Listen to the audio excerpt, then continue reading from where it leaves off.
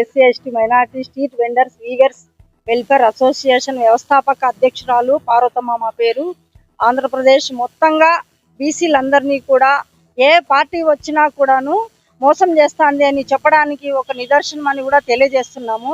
ఎందుకంటే ఇప్పుడు ఎంతో మంది నిరుపేదలు ఏదైనా చిన్న చిన్న పరిశ్రమలు పెట్టుకొని డెవలప్ చేసుకోవాలని చెప్పేసి ఏదో ఈ పిఎంఈజీపీ లోన్స్ కావచ్చు, ముద్రా లోన్స్ కావచ్చు, వీటన్నిటికీ ఎంతో ఆశించి బ్యాంకుల చుట్టూ తిరిగి వాళ్ళు అప్లై చేసుకొని డిస్టిక్ వరకు పోయి బ్యాంకుల వరకు వచ్చిన తర్వాత మేనేజర్లు ఒక్కరు కూడా స్పందించడం లేదు.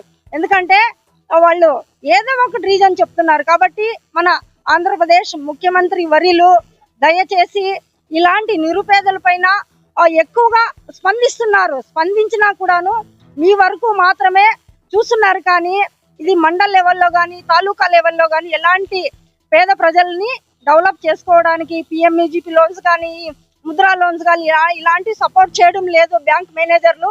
కాబట్టి కలెక్టర్లు ప్రతి బ్యాంకుకి కూడా ఒక రిప్రజెంటేషన్ పంపించాలని చెప్పి కూడా నేను ఈరోజు హిందూపురంలో తెలియజేస్తున్నాను. హిందూపురంలోనే మేము ప్రతిరోజు చూస్తున్నటువంటి పేద ప్రజలకే న్యాయం జరగడం లేదు. రాష్ట్ర వ్యాప్తంగా ఇలాంటి పేద ప్రజలు ఎంతమంది ఆవేదన వ్యక్తం చేస్తున్నారని కూడా ఈ రోజు తెలియజేస్తున్నాను. అదే విధంగా పోలీస్ స్టేషన్లలో ఓ కూటమి ప్రభుత్వం వచ్చిన తర్వాత అన్ని పోలీస్ స్టేషన్లలో పోలీస్ వ్యవస్థలో ఎస్పీలు మార్చినారు, డిఐజీలు మార్చినారు, సిఐలు మార్చినారు, డిఎస్పీలు మార్చినారు. కానీ అక్కడ ఉన్నటువంటి కింద స్థాయి సిబ్బందిని మాత్రము అందరినీ మార్చలేదు.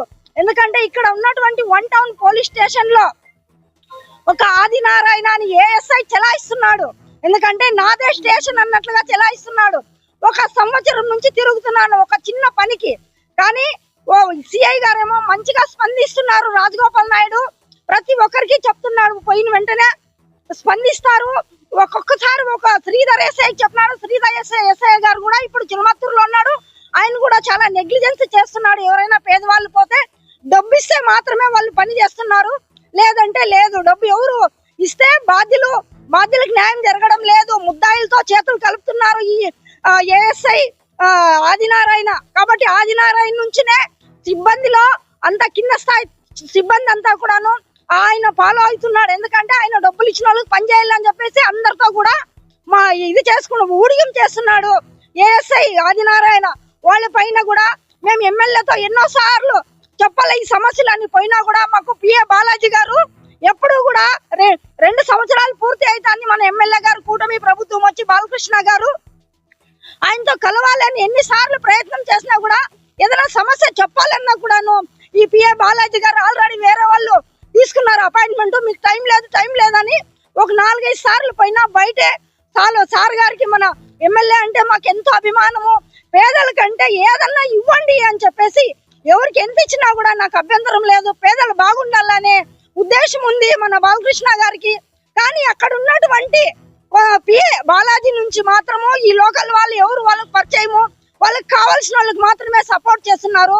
ఈ ప్రజలందరూ హిందూపురం ప్రజలందరూ కలిపి ఓట్లు వేస్తేనే మన ఎమ్మెల్యే గారు బాలకృష్ణ గారు ఈ రోజు ఎమ్మెల్యేగా కొనసాగుతున్నారు. అలాంటిది మా హిందూపురంలో ఉన్నటువంటి ఎంతో మంది సుమారుగా ఒక 5-6 మందికి వచ్చి తెప్పించినాము బ్యాంకులలో లోన్, పిఎంఈజీపీ లోన్స్ ఏదో ఒక 5 లక్షలు ఏదో మగ్గాలకి పవర్ లూమ్స్ కి ఈ విధంగా తెప్పిస్తే కనీసం వాళ్ళకి బ్యాంకుల వరకు పోయిన తర్వాతే అంతవరకునే మళ్ళా ఏదో ఒక రీజన్ చెప్పడము వాళ్ళు రిజెక్ట్ చేస్తున్నారు. ఆ విధంగా పేద ప్రజలు హిందూపురంలో చాలా బాధపడుతున్నారు. వాళ్ళని మీతో మన ఎమ్మెల్యే గారు మాకు ముఖ్యమంత్రి చంద్రబాబు నాయుడు గారు కావచ్చు, మా ఎమ్మెల్యే బాలకృష్ణ గారు కావచ్చు, మాకెంతో అనుబంధము, మాకెంతో అభిమానము మాకు ఎమ్మెల్యే గారు అంటే. ఆ విధంగా మేము ఓట్లేసి గెలిపించుకున్నందుకు మేము ఆవేదన వ్యక్తం చేస్తున్నాము.